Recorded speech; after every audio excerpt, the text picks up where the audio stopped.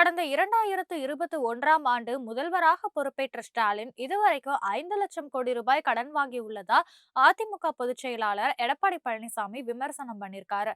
தஞ்சாவூர் மாவட்டம் திருவையாறுல அதிமுக வடக்கு ஒன்றிய செயலாளர் திருமண விழாவில் கலந்து கொண்டு பேசிய அந்த கட்சியுடைய பொதுச் செயலாளர் எடப்பாடி பழனிசாமி, இயற்கை சீற்றங்களால சோதனைகளை சந்தித்த விவசாயிகளுக்கு அதிமுக தான் நேசக்கரம் நீட்டியது என்றும், நண்பனாக தோழனாக விவசாயிகளை காப்பாற்றினோம் என்றும் அவர் கூறினார்.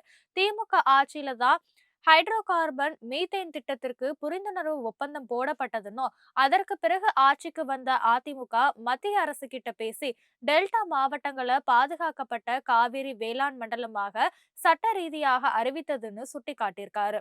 விவசாயிகளுக்கு உர மானியம், குறுவை சாகுபடி தொகுப்பு மற்றும் 12,000 கோடி ரூபாய் வேளாண் கடன்களையும் அதிமுக அரசுதான் தள்ளுபடி செய்ததுன்னு கூறினாரு. வருமானம் வரும் காலத்திலும் திமுக கடன் வாங்குதுன்னு, இதுவரைக்கும் 5 லட்சம் கோடி கடன் வாங்கி மக்களுடைய தலைகள்ல கடனை சுமத்தியதுதான் ஸ்டாலின் அரசுடைய சாதனைன்னு எடப்பாடி பழனிசாமி விமர்சனம் பண்ணிருக்காரு.